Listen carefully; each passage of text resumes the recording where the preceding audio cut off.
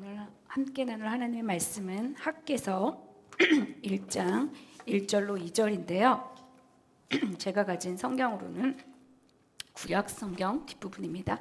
구약 성경 1344쪽입니다. 학개서 1장 1절과 2절을 함께 한 목소리로 우리 합독하겠습니다. 학개서 1장 1절 2절 1344쪽입니다. 시작. 다리우스 왕 2년 여섯째 달 그 달 초하루에 학개 예언자가 주님의 말씀을 받아서 스알델의 아들 수룹바벨 유다 총독과 여호사닥의 아들 여호수아 대제사장에게 전하였다. 만군의 주님께서 이렇게 말씀하신다. 이 백성이 말하기를 때가 되지 않았다. 주님의 성전을 지을 때가 되지 않았다고 한다. 아멘. 함께 기도하겠습니다. 하나님 아버지, 우리가 오늘 또 주님의 말씀 아래로 들어갑니다. 우리가 말씀 위에 서서 말씀을 마음대로 왜곡하며 말씀을 내 상황과 형편과 생각과 내 뜻을 이루기 위한 도구로 사용하지 않고 우리의 생각과 상황과 모든 결정을 말씀 아래에서 살펴보고 말씀으로 우리의 삶을 조정받는 시간 되기를 소원하며 예수님 이름으로 기도합니다. 아멘. 학개는 구약성경 39권 중에서 맨 마지막 세 권에 있는 책 중입니다. 우리가 모세오경, 창세기부터 시작해가지고 5권의 모세오경을 지나고 역사서를 지나고 5권의 시가서를 지나서 이제 선지서에 이릅니다. 선지서를 통해서 하나님은 수많이 경고하셨습니다. 이렇게 살면 안 된다. 돌이켜라. 그런데 그들은 돌이키지 않고 결국 바벨론의 포로로 잡혀가죠. 바벨론의 포로로 잡혀갔지만 그들의 어떠함 때문이 아니라 하나님의 신실하신 약속 때문에 그들은 다시 돌아옵니다. 그때 주어진 책 3권이 바로 포로 귀환 이후에 쓰여진 책이 바로 학개, 스가랴, 말라기입니다. 특히 이 학개는요, 그 주제가 성전 재건입니다. 그래서 이미 눈치채셨겠지만 많은 한국 교회들이 교회를 건축할 때 이 학개를 설교합니다. 그러나 구약에서의 성전 건축은요, 우리 오늘을 살아가는 신약 시대를 살아가는 오늘날의 예배당 건축과는 다릅니다. 구약의 성전은 모형적이고 상징적이며 예언적으로 해석되어야 합니다. 구약 시대의 성전은 하나님 임재의 상징이었고요. 예수님은 이것을 성전을 자기 자신이라고 칭하셨습니다.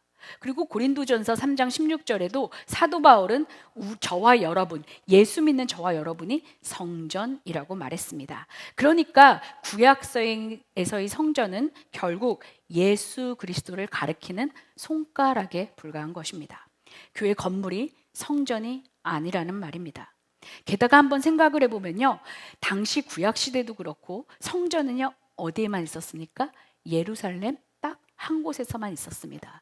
이 세 번에 걸쳐서 성전이 모두 다 회파되고요, 지금 아직도 성전은 예루살렘에 없습니다. 그런데 우리는 왜 이렇게 성전이 많은 걸까요? 교회들이 너도 나도 성전 합니다.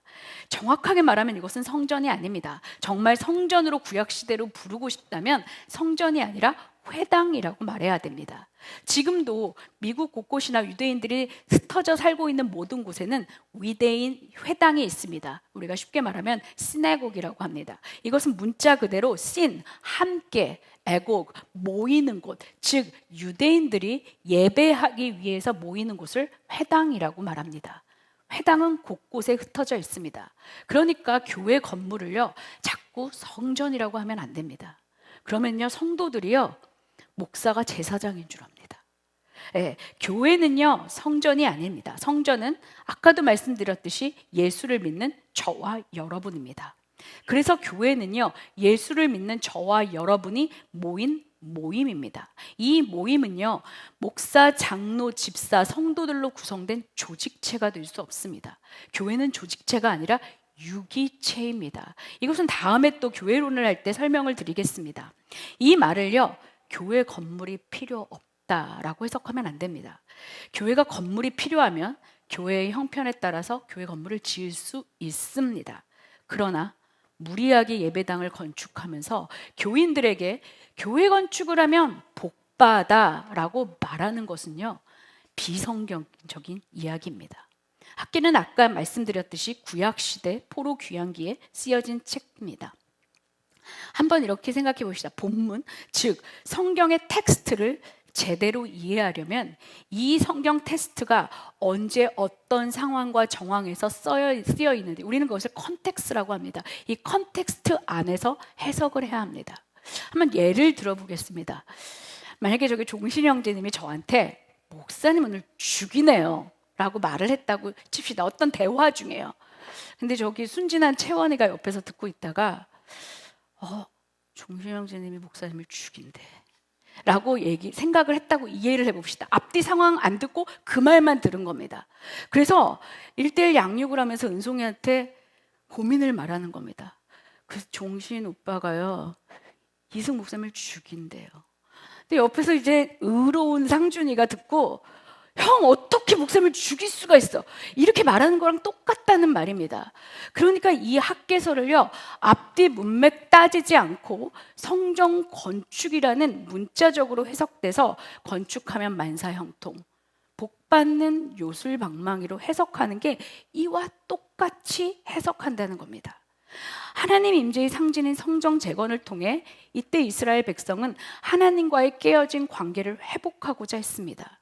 그래서 종교개혁자 존 낙스도요, 이 학계를 설교하면서 형식적인 종교 생활에서 벗어나 하나님과의 진짜 본질을 찾아가는 신앙생활로 돌아가자고 이야기했습니다. 그렇다면 이 학계는 어떤 배경에서 쓰여졌을까요? 우리가 알다시피 창세기에서 하나님은 아브라함을 부르셨습니다. 나라는요, 어떻게 세 가지 요소가 무엇입니까? 주권과 백성과 땅입니다. 하나님은 하나님의 주권을 가지고 아브라함을 부르셔서 그들을 이집트 땅에서, 애굽에서 수많은 사람들로 불어나게 하셨습니다. 백성을 만든 것입니다. 그리고 440년에 이 이집트의 노예 생활을 끝나고 나서 하나님은 이들을 출애굽시키셔서 가나안으로 보내십니다. 그들은 거기서 전투하며 땅을 회복했습니다. 하나님 나라가 이루어진 것입니다. 세 가지 요소가 갖추어졌죠. 그리고 사사시대를 거쳐서 왕정시대로 들어갑니다. 자, 사울과 다윗이 죽고 나서 솔로몬이 정권을 잡고 성전을 건축합니다. 이것이 바로 첫 번째 성전입니다. 그러나 이들은 계속하여 조금 멀리 했고요. 하나님은 이 나라를 분열시킵니다. 남과 북으로 쪼개어진 이 나라는 북이스라엘이 BC 722년에 아스루에서 멸망하고 나서도 남유다는 정신을 못 차리고 계속 범죄합니다. 하나님은 이들을 계속 선지자를 통해서 그렇게 살면 안 돼, 다시 돌아와 라고 경고하지만요, 이들은 여전히 돌이키지 않습니다. 그래서 이들은요, BC 586년에 바벨론에 의해 멸망을 당합니다. 그리고 포로로 끌려가고 성전은 회파됩니다. 이 모든 것이 이들의 범죄 때문이었음에도 불구하고 하나님은요, 당신의 신실하신 약속 때문에 이들을 돌아오게 하십니다. 이것이 그 유명한 고레스 칙령입니다. 고레스, 이 약속은요, 이방인 왕 고레스에 의해서 성취된 것입니다. 페르시아 왕 고레스는 BC 539년에 포로로 잡혀온 유대인들을 자기 나라로 돌려보내기로 결정합니다. 우리 한번 에스라서 1장 2절부터 4절을 한번 읽을까요? 제가 가진 성경으로는 637쪽에 있습니다. 에스라서 1장 2절로 4절입니다. 우리 함께 읽겠습니다. 시작. 페르시아 왕 고레스는 다음과 같이 선포한다. 하늘의 주 하나님이 나에게 이 땅에 있는 모든 나라를 주셔서 다스리게 하셨다. 또 유다에 있는 예루살렘에 그의 성전을 지으라고 명하셨다. 이 나라 사람 가운데서 하나님을 섬기는 모든 사람은 유다에 있는 예루살렘으로 올라가서 그곳에 계시는 하나님 곧 주 이스라엘의 하나님의 성전을 지어라. 그 백성에게 하나님이 함께 계시기를 빈다. 잡혀온 하나님의 백성 가운데서 누구든지 귀국할 때 도움이 필요한 사람이 있으면 그 이웃에 사는 사람은 그를 도와주어라. 은과 금과 세간과 가축을 주고 예루살렘에 세울 하나님의 성전에 바칠 자원 예물로 돌려서 보내도록 하여라. 아멘. 남유다가 망한 것은 BC 586년이지만 이들이 포로로 다니엘을 시작으로 포로로 잡혀간 것은요 BC 605년경입니다. 그러니까 포로로 끌려간 BC 605년부터 이 고레스 칙년까지는 약 70년입니다. 하나님은 약속하신 바를 이렇게 확실히 지키시는 분입니다. 이들의 포로 귀환은 3차에 걸쳐서 진행되는데요. 아까 말씀드리도록 1차 귀환은 BC 538년에 수룹바벨과 여호수아 제사장의 지도하에 이루어집니다. 그런데 이들이 70년의 포로 생활을 접고 고향으로 돌아오는 게 쉬웠을까요? 우리는 상상할 수 있습니다. 당연히 고향이 좋지. 포로 생활은 가난하고 고달프잖아. 라고 생각할지 모릅니다. 그러나 역사학자 요세푸스에 의하면 포로 생활을 했던 유대인들의 대부분들은요, 바벨론에서 가정을 꾸미고 비교적 안정된 생활을 했다고 합니다. 오히려 그들이 떠나온 예루살렘이 훨씬 더 황폐한 땅이었습니다. 오랫동안 회파되고 그 누구도 가꾸지 않았기 때문에 그 땅은 척박한 땅이 되었습니다. 그런데요, 바벨론을 생각해 보십시오. 당시 세계를 제패했던 곳입니다. 정치, 문화, 교육, 경제의 중심지였습니다. 여기서 이스라엘 백성은 무려 70년 동안 자리를 잡은 것입니다. 오늘날로 말하면 이런 겁니다. 지방에 사는 분이 서울로 이사를 옵니다. 처음엔 힘들었지만 70년 동안 열심히 일을 해서 자녀를 낳고 가정을 이루고 집도 사고 그곳에서 아주 편안하게 안정된 생활을 누립니다. 그런데 어느 날 고향이 황폐해졌다라는 소식을 듣는 겁니다. 그래, 다 접고 돌아가자. 모든 중심지가 서울인데 다 접고 우리 다 같이 이사 가자 라고 할 수 있는 사람이 얼마나 될까요? 이들은 그러나 하나님께 감동을 받고 믿음으로 결단합니다. 우리 방금 읽었던 에스라 1장 5절을 계속하여 읽겠습니다. 1장 5절입니다. 시작. 그때 유다와 베냐민 가문의 우두머리들과 제사장들과 레위 사람들과 하나님께 감동을 받고 예루살렘으로 올라가서 주님의 성전을 지으려고 하는 모든 사람이 길을 떠날 채비를 하였다. 아멘. 고레스 칙령이 내려져도 그래 가자라고 생각하는 건 너무나 어려웠기 때문에 그 수없는 이스라엘 백성들 가운데 오직 5만 명만 돌아갑니다. 그러니까 이 5만 명은요, 아까 우리가 봤던 말로만, 입술로만 하나님을 믿습니다 라고 했던 사람들이 아니라는 말입니다. 오늘날로 따지면 그냥 평일에는 내 맘대로 살다가 주일날 그야말로 와서 예배만 보는 그런 썬데이 고어라는 차원이 달랐다는 말입니다. 이들은 나름대로 희생을 각오하고 평일에도 직장에서 가정에서 나름 하나님 뜻을 가지고 살려고 몸부림치는 사람들이 이때 귀환을 한 겁니다. 그리고 이들은 약 BC 536년경에 제사를 드리기 위해 성전 건축을 시작합니다. 우리 한 장 정도 넘겨가지고요, 에스라 3장 3절과 4절을 한번 읽어보겠습니다. 에스라 3장 3절과 4절입니다. 시작. 그들은 그 땅에 사는 백성들이 두렵기는 하지만 제단이 서 있던 옛 터에 제단을 세우고 거기에서 아침 저녁으로 주님께 번제를 드렸다. 초막절이 되니 기록된 대로 그 절기를 지켰다. 그들은 또한 규례를 따라서 날마다 정해진 횟수대로 번제를 드렸다. 적은 수가 돌아왔지만 그럼에도 불구하고 그들은 번제단을 세우고 거기서 번제를 드리고 초막절을 지켰습니다. 그리고 나서 이들은 다시 또 심기일전에서 성전 기초 공사를 합니다. 우리 에스라 3장 10절과 11절 계속 읽을까요? 시작. 집 짓는 일꾼들이 주님의 성전 기초를 놓을 때 예복을 입은 제사장들은 나팔을 들고 레위 사람 가운데서 아삽 자손들은 자바라를 들고 이스라엘 왕 다윗이 지시한 대로 저마다 주님을 찬양하려고 자기의 자리에 섰다. 그들은 서로 화답하면서 주님을 찬양하고 감사의 찬송을 불렀다. 주님은 여지시다. 언제나 한결같이 이스라엘을 사랑하신다. 주님의 성전 기초가 놓인 것을 본 온 백성도 목청껏 소리를 높여서 주님을 찬양하였다. 아멘. 얼마나 가슴이 벅찼을까요? 오랫동안 드리지 못한 예배가 드려집니다. 초막절도 지켜집니다. 돌아오길 진짜 잘했다 라는 예배의 감격이 이들 가슴 속에 꽉 찼을 것입니다.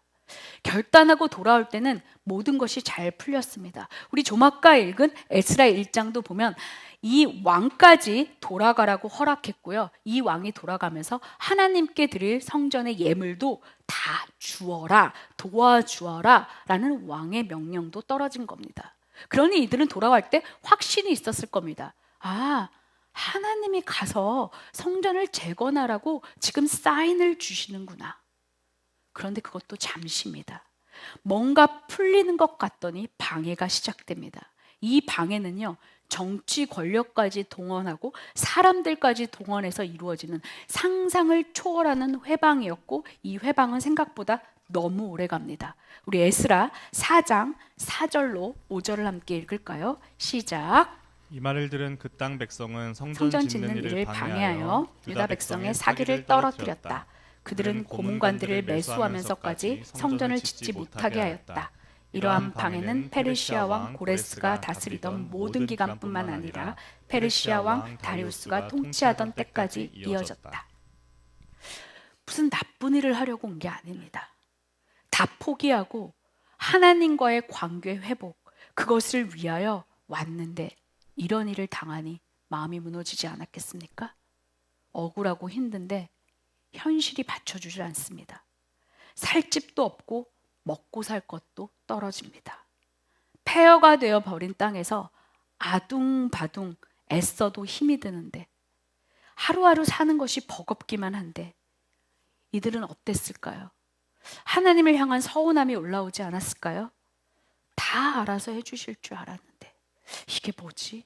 하나님이 보고는 계신가? 하나님 성전을 짓겠다는 각오로, 결심으로 확신을 가지고 왔는데 사람들의 방해는 계속되고 생활고가 이어지다 보니까 이들의 확신은 없어져 갑니다. 힘이 빠지고 맥이 풀리고 성전을 향한 열망도, 예배에 대한 갈증도 식어져 버립니다. 이들은 생각했을 것입니다. 그래, 조금만 쉬었다 하자. 좀 방해가 잦아들면, 조금 살만해지면, 자리 좀 잡고 내 집도 좀 짓고 여유도 생기면 그때 다시 시작하면 돼. 내가 안 하겠다는 게 아니잖아. 쉬다가 한다고. 근데 우리 생각해 보세요. 인간이 그렇습니까? 인간은요, 그렇게 하루 이틀 가다 보면 잊어버립니다. 그래서 인간입니다. 물론 이들은요, 기초만 쌓인 채 방치된 성전을 보면서 마음에 부담감이 생길 것입니다. 아, 저렇게 놔두면 안 되는데. 그런데요, 이렇게 부담감도요, 느끼다가 하루 이틀이죠. 계속 느껴지면 어때요? 이 부담감이 무뎌집니다. 그냥 저것도 괜찮네. 뭐 저 정도만 해도 어디야. 이렇게 무뎌지면요, 이게 편안함으로 바뀌더라고요. 이걸 편안하잖아요? 그럼 이게 익숙해져요.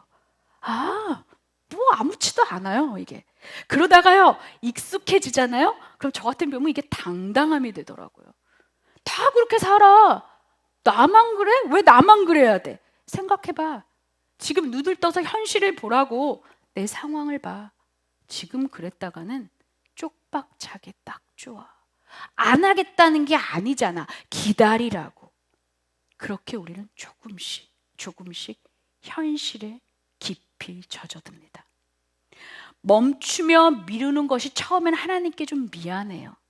그런데요, 이제는 그 미안함이 아니라 하나님 앞에서 내가 당연히 권리해야 하는, 행사할 수 있는 권리가 되는 겁니다. 그런데 멈춰도 아무 일도 일어나지 않아요. 그러니까 어때요? 아, 하나님이 허락하셨구나. 하나님이 이것도 괜찮다고 하시는구나 라고 확신해버린 겁니다. 이렇게 해서 몇 년이 지나는 줄 아십니까? 16년이 지납니다.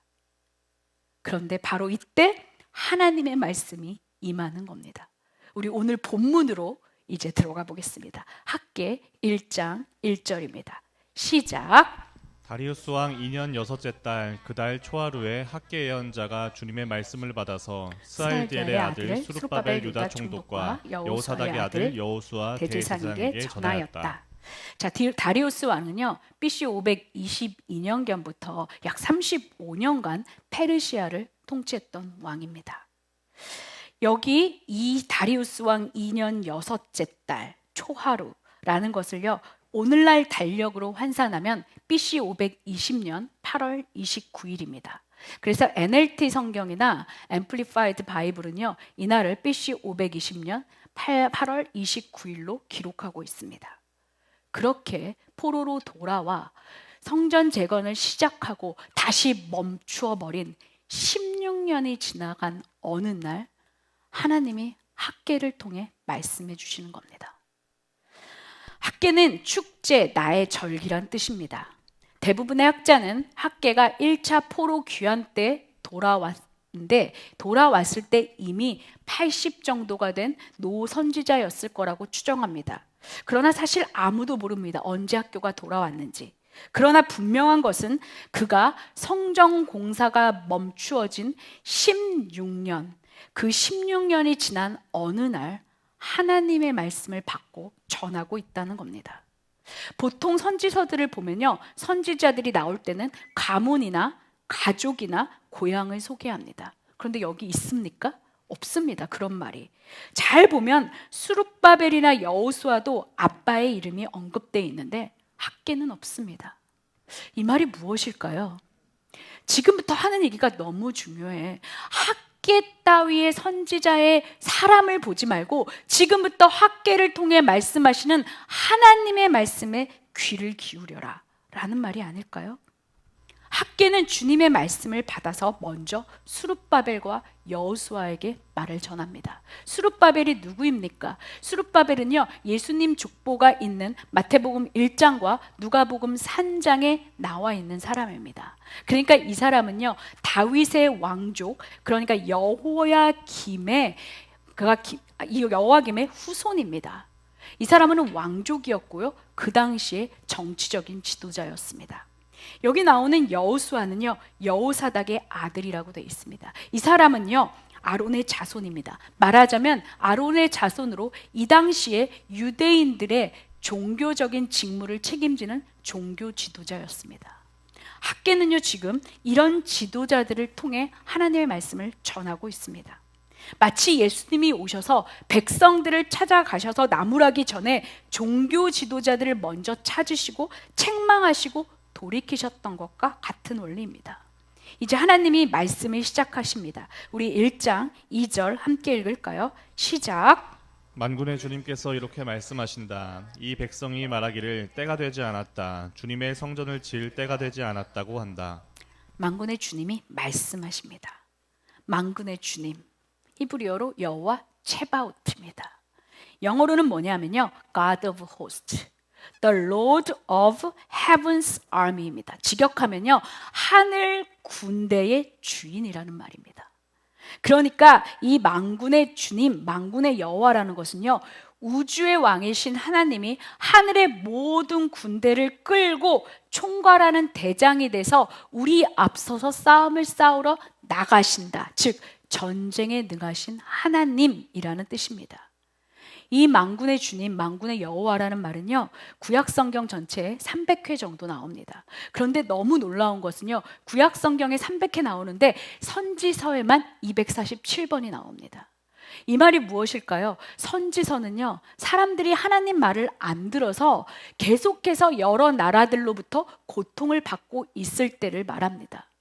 하나님은 그렇게 말 안 들어서 죄의 대가를 받고 있는데도 불구하고 이들에게 내가 만군의 여호와야, 내가 너희를 위하여 싸우고 있어, 그러니까 이제는 나에게로 돌이켜라 라고 끊임없이 말씀하고 계시다는 겁니다. 이 만군의 여호와란 말은요, 포로 귀환기에 쓰여진 학개서에만 14번, 스가랴에는 53번, 말라기에는 24번이 나옵니다. 하나님께 불순종해서 포로로 잡혀갔어요. 그리고 하나님의 은혜로 돌아왔는데 여전히 my way를 가고 있는 겁니다. 그런데도 하나님은 포기하지 않으세요. 여기 좀 봐. 내가 너희를 위해 싸우는데 이제 그만 일어나. 징징대지 말고 좀 일어나 봐 라고 말씀하시는 겁니다. 왜 여기 거기에 있니? 만군의 여호와가 네 하나님인데 라고 말씀하시는 겁니다. 여러분 지금 이들이요 하루 이틀, 한 달, 두 달, 1년, 2년을 누워 있는 게 아닙니다. 이들은 지금 16년 동안 멈춰 있는 겁니다.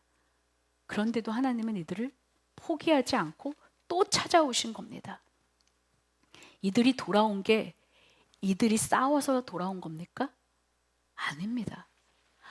아무것도 이들은 하지 않았어요. 하나님의 은혜 때문에 하나님의 능력으로 돌아온 겁니다. 그런데 이들은요 돌아와서 또 계산기를 두드리는 겁니다. 안 되겠어. 지금 멈추어야 할 때야.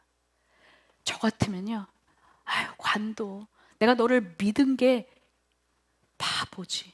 관도라. 너랑은 얘기 안 할란다 이제 하고 저는 돌아설 것 같아요. 근데 하나님은 속도 없이 오셔서 또 말씀하시는 거예요. 내가 싸우잖아. 왜 그러고 있어? 라고 말하는 겁니다. 하나님은요, 이들이 희생을 각오하고 처음에 일어섰던 그 열정을 아셨던 겁니다. 하나님은요, 폐허가 된 집인데도, 땅인데도 하나님께 예배드리고 싶어서 일어섰던 이들의 초심을 알고 계셨던 겁니다.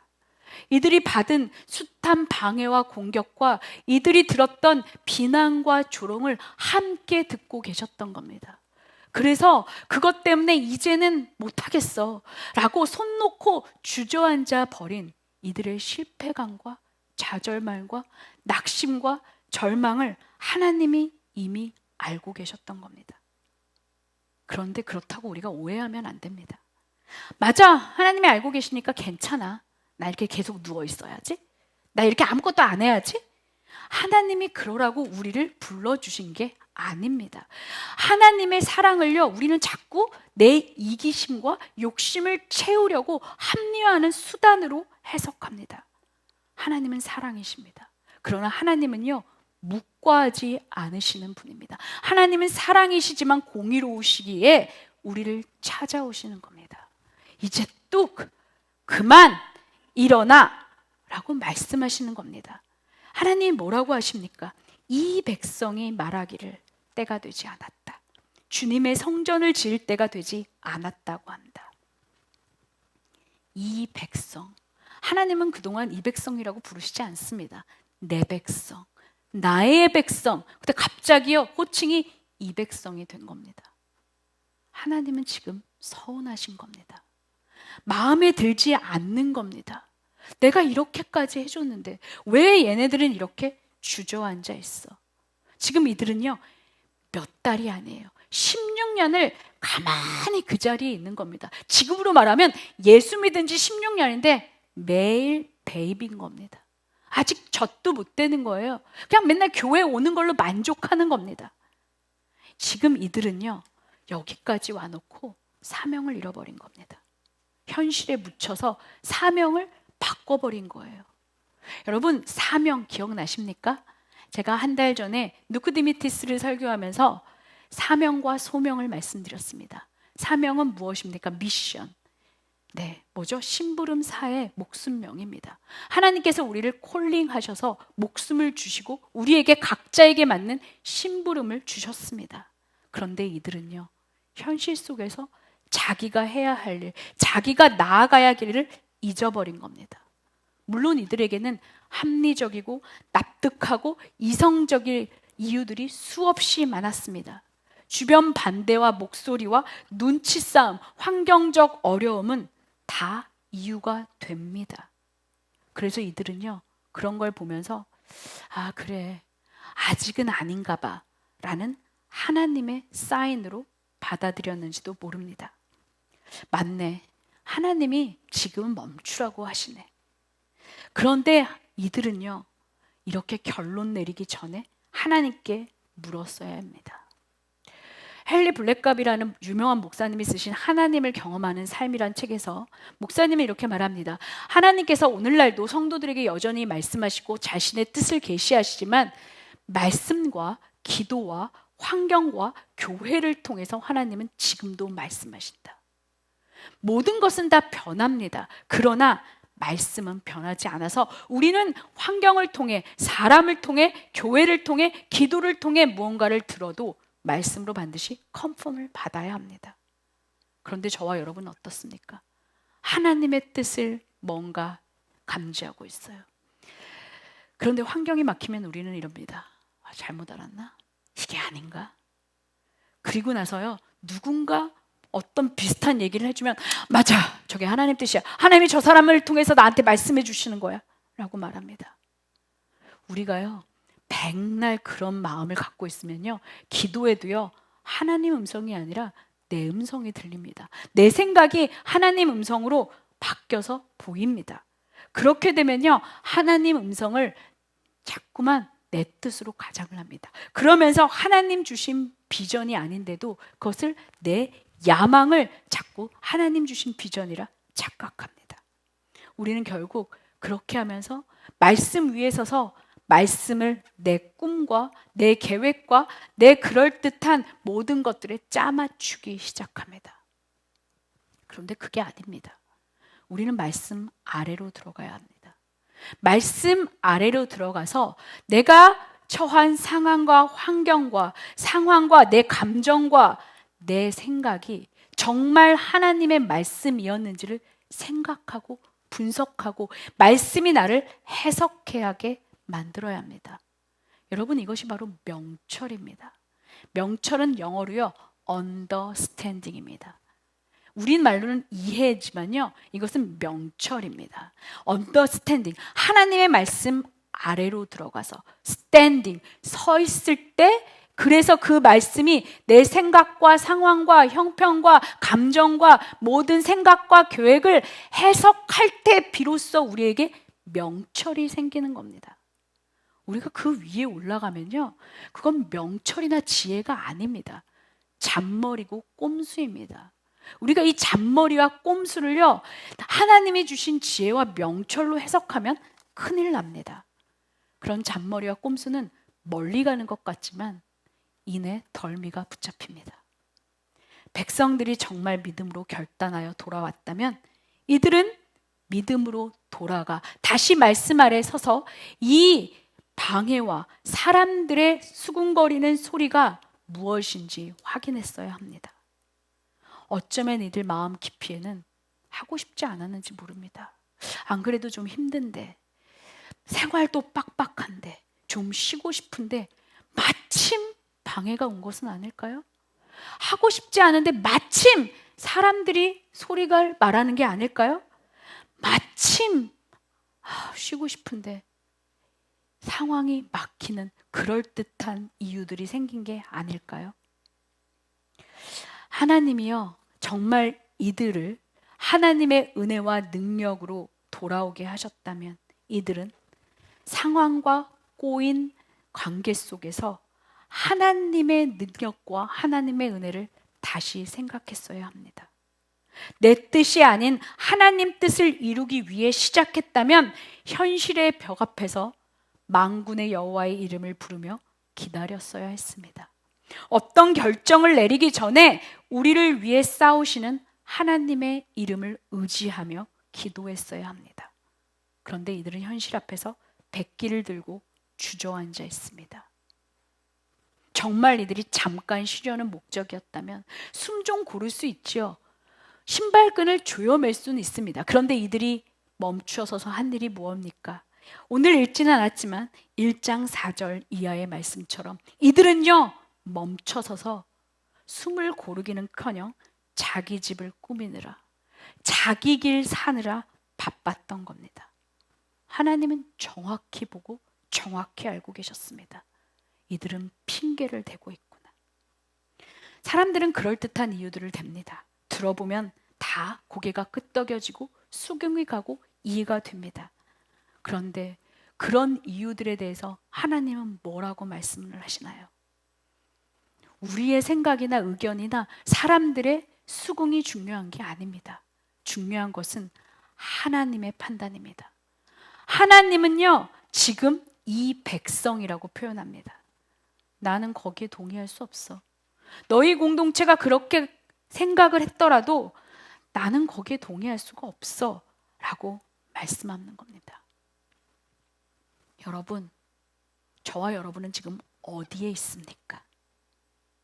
우리는 예수 믿고요, 하나님의 말씀으로 하나님이 거하시는 나의 삶을, 내 몸을, 내 모든 생각과 내 모든 전인격을 하나님의 말씀으로 성전을 지어가고 있습니다. 우리는 얼마나 지어졌습니까? 어디에서 멈추어 있습니까? 예수 믿은 지 십수년, 수십 년이 되었는데 지금 우리는 무엇을 하고 있습니까? 여전히 상황과 환경 때문에, 가족과 친구 때문에 먹고 사는 게 좀 빡빡해서 잠깐만 쉴게요 라고 앉아서 16년 이상을 주저앉아 있는 것은 아닙니까? 누구의 판단이 정확할까요? 내 판단입니까? 하나님의 판단입니까? 우리 문제는요, 우리가 너무 스스로 똑똑하고 합리적이고 이성적이고 과학적이라고 생각하는 게 우리의 제일 큰 문제입니다. 우리에게는 지금 지을 수 없는 수백 개의 이유가 있어도 주님이 아니라고 하면 아닌 겁니다. 오늘 상준 형제와 함께 읽었던 마태복음 5장을 보십시오. 모두가 말합니다. 죽었어. 끝났어. 근데 하나님이 뭐라고, 주님이 뭐라고 합니까? 자, 누구의 판단이 맞았습니까? 예수님의 판단, 하나님의 판단이 맞습니다. 여러분, 성경 어디에도요, 조금 더 나아지면, 문제가 해결되면, 때가 되면 그때부터 할게 라는 말씀은 없습니다. 성경의 모든 명령은요, 언제나 바로 즉시 해야 하는 명령입니다. 군대에서요, 상사가 명령을 하는데 잠깐만요, 저 밥하고 디저트 좀 먹고요, 잠깐만요, 저 옷 좀 빨고 올게요, 좀 머리 좀 감을게요, 머리를 이틀째 안 감았더니 냄새가 나요. 이러는 군인이 있습니까? 저와 여러분은요, 만군의 주 하나님을 군인 대장으로 모시는 하나님의 군대입니다. 그런데 어떻게 성경의 명령이 떨어졌는데 생각하고 있습니까? 잠깐만요, 조금만 쉬었다가요, 잠깐만요, 숨 좀 돌리고요, 보채지 좀 마세요. 우리가 이러고 있는 것은 아닙니까? 그렇다면 우리는 왜 아버지를 주님이라고 부르는 걸까요? 우리는 아버지를 진짜 주님이라고 부르고 있습니까? 아니면 주님이라고 말로는 부르지만 종으로 부르진 않습니까? 우리가 하나님을 주라고 부르면 우리는 기도하면서 모든 것을 주님의 판단과 말씀에 맞추어야 합니다. 그런데 그러지 않을 거면서 내가 원하는 대로 좀 해주세요 할 거면요, 기도할 필요가 없습니다. 네, 우리는요, 평안이 있어야지 편안이 있으면 안 됩니다. 그런데 저는 가끔 제 자신을 돌아봐도요, 내가 정말 주님이 주시는 평안을 구하고 있는가? 아니면 삶에서 주는 편안을 하나님이 주시는 평안으로 착각하면서 살고 있지는 않는가? 라는 생각을 해봅니다. 주님은 우리에게 물어보실 수 있습니다. 너 지금 어디야? 너 지금 어디에 있니? 하나님이 모르시는 게 아닙니다.